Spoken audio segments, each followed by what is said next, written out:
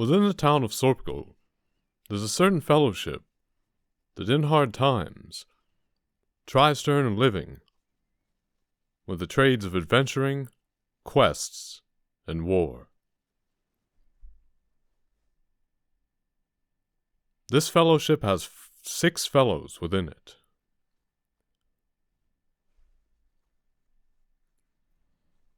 The first of these fellows is Dunstan, a human robber of the neutral alignment. Dunstan is a male. The second of these fellows is a cleric by the name of Edwulf. Edwulf is a human of the neutral alignment and male sex.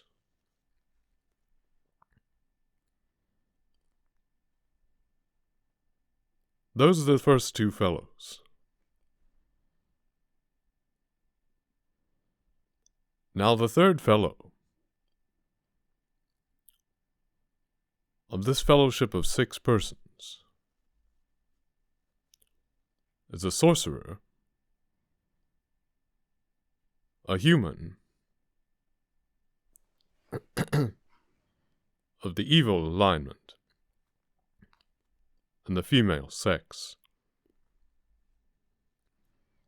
Her name is Wassa.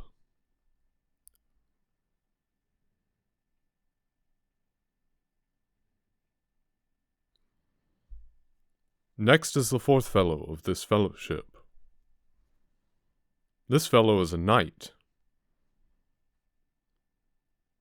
He was hired by the fellowship for protection.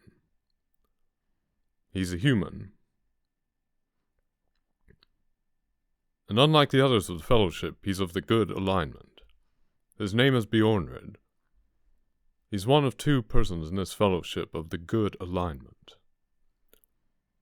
The 5th fellow in the fellowship is an archer.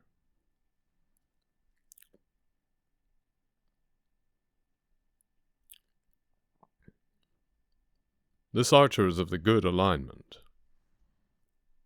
She's an elf and of the female sex.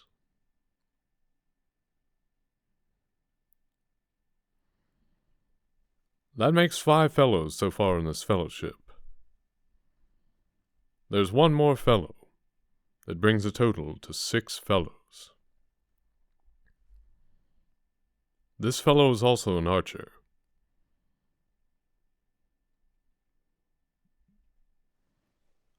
He's also an elf. And his alignment is also good. He is a man. A male.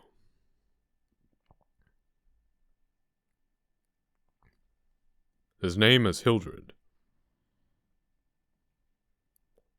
The other archer's name is Ethelflad. That makes the 6 fellows. And again, the trades of adventuring, quests, and war. This fellowship tries to earn its livelihood in hard times. This fellowship now finds itself in the Inn of Sorpgal.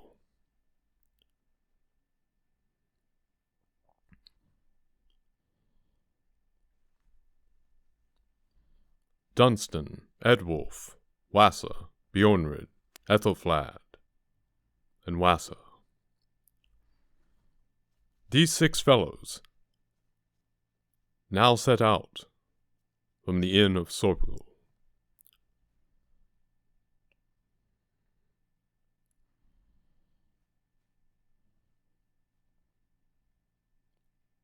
Sorpgal is a town in a large and disordered land. Disordered? Because the land is fraught with perils.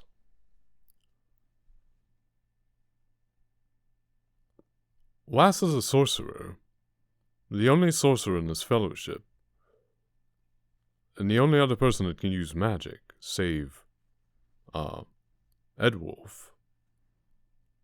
Just cast a spell of leather skin.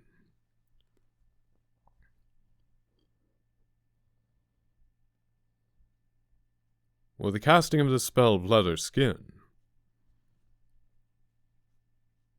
all fellows in the fellowship shall be stronger and sturdier.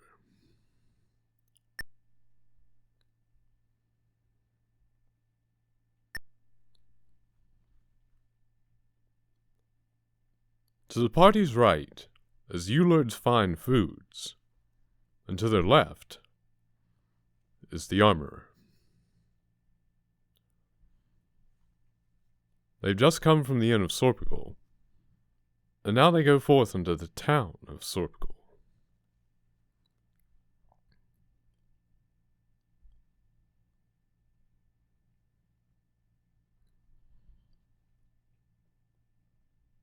They look now at the stables, and then turn about,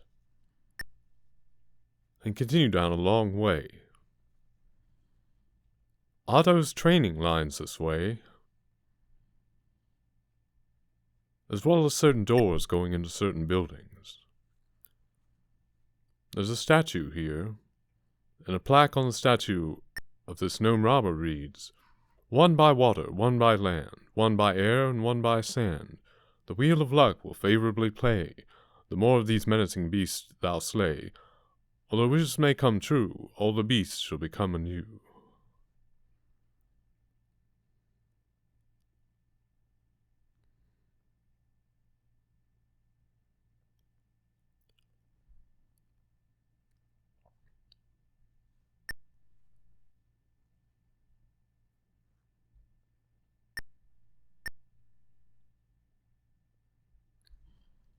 The party now goes into the ale house of Sorpigal.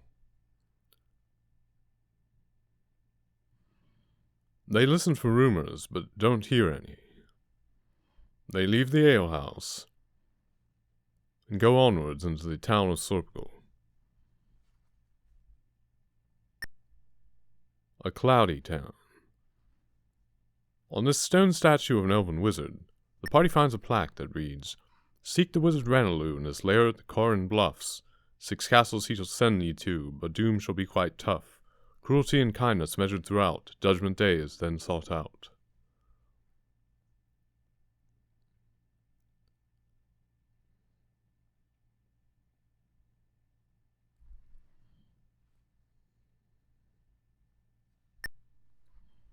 The party now finds another statue. It's a stone statue of a grey minotaur, a monster of bull and man, which reads, "This beast once roamed the enchanted forest, and now rules a great fortress there."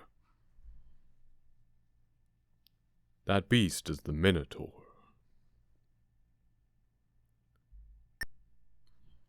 There's also another statue here. It's a statue of a human cleric. A plaque on it reads, "In honor of Gala, for her brave attempt to work with the savages of the Volcanic Isles." Another statue of a human knight, on which a plaque reads, "Services rendered, secrets unfold, the brothers together lead to treasures untold.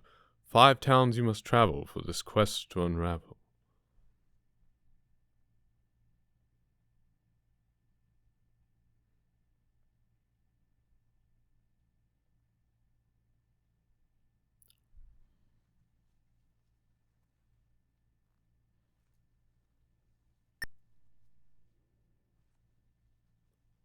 A mystic riddle. On the stone statue of a blue dragon, plaque reads, "In memory of a long time ago, before the days when the towns moved underground, dragons were few and far between."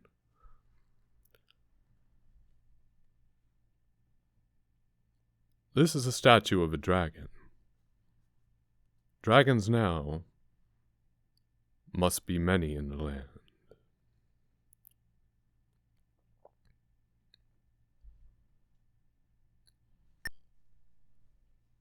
As the party continues through the town, they see a staircase. This staircase leads down. Down to where? It must be down to the underground of Sorpigal.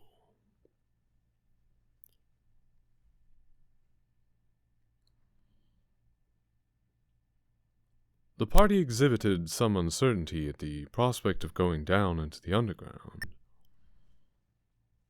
Yet it's now their will to do so, and so they do. Into the dark underground of Sorpul, where all about them is darkness. Currently active on the party is a spell of leather skin. The party will have to do something about this darkness.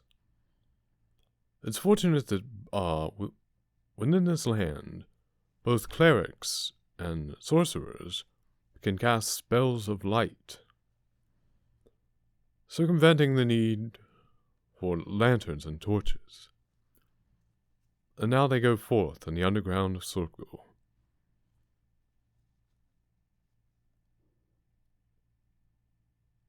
A place of cracked walls, great wooden doors, and iron gates.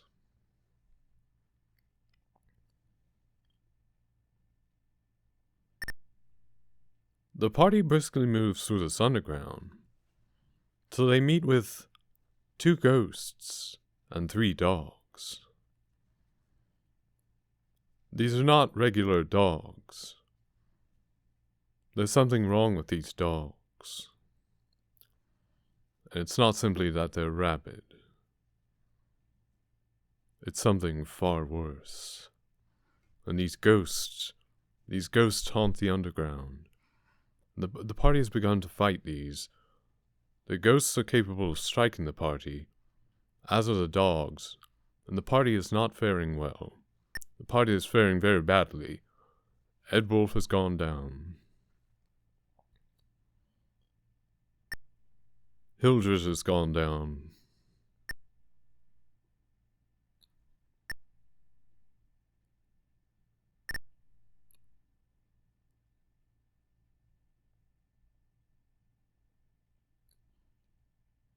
The remaining members try to flee.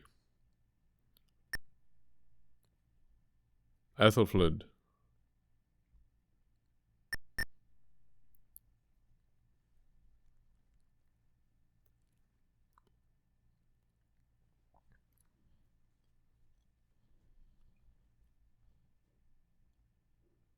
Within the town of Sorpul is an inn at which many adventurers are wont to gather.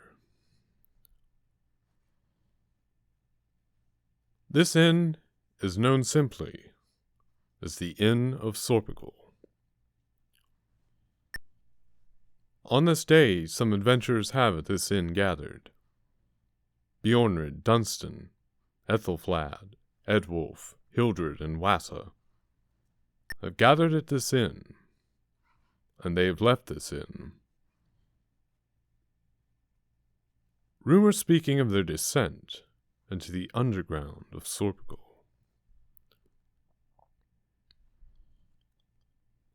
Where it is the truth that they now go. Among the narrow passages of this underground.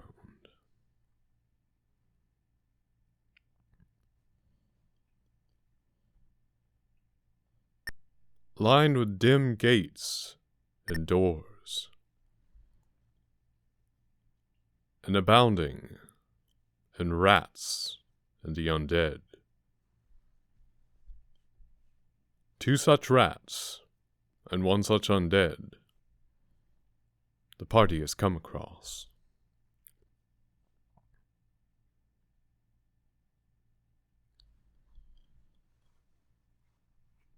The party shall have to fight these rats and this undead, if they cannot from them flee.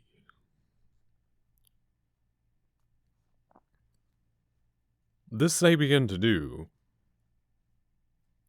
while Wassa casts a flame arrow. Well, Wassa mistakenly cast the wrong spell. It's the hope of the party that will not come to haunt them.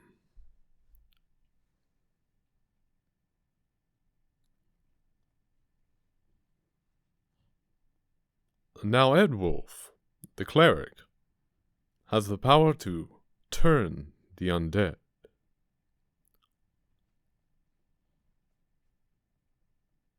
This may turn the undead into dust. Yet there's no guarantee of this. At times it works, at times it works not.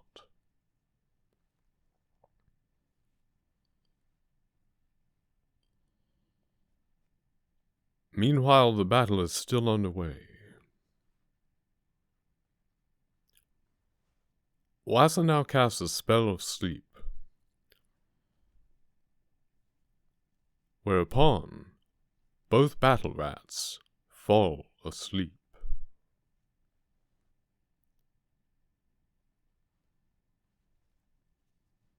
That leaves among the enemy now only the zombie that is awake.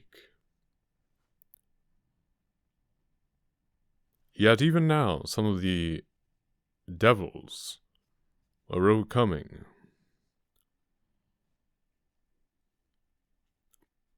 the spells of sleep.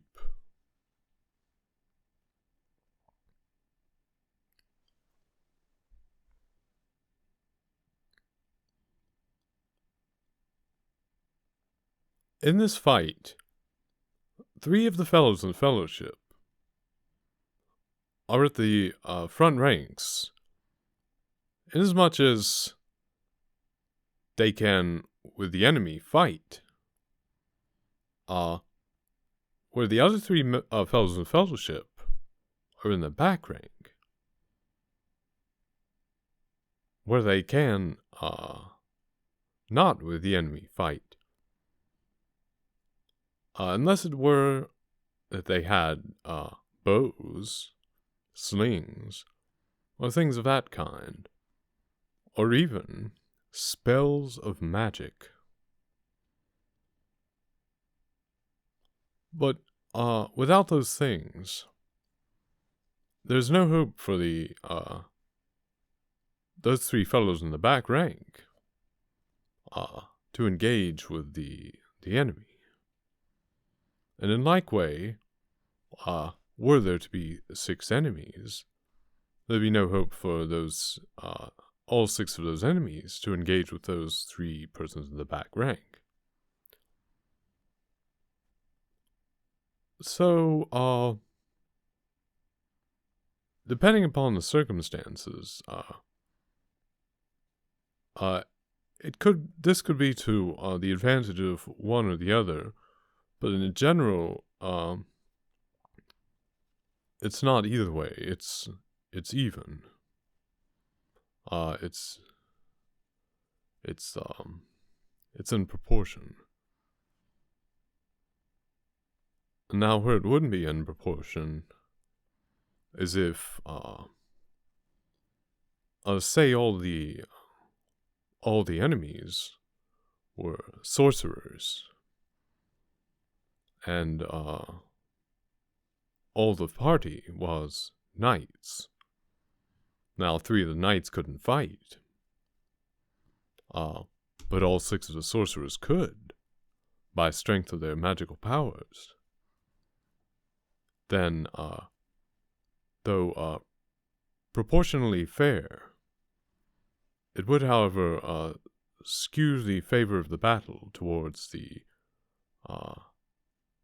company of sorcerers. Now in this battle, the undead has fallen. That leaves only the battle rats, one of whom has just fallen. Now there's only 1 battle rat remaining. And all 6 fellows in the fellowship, while not in good health, are not in bad health either. Well, perhaps that's not strictly true.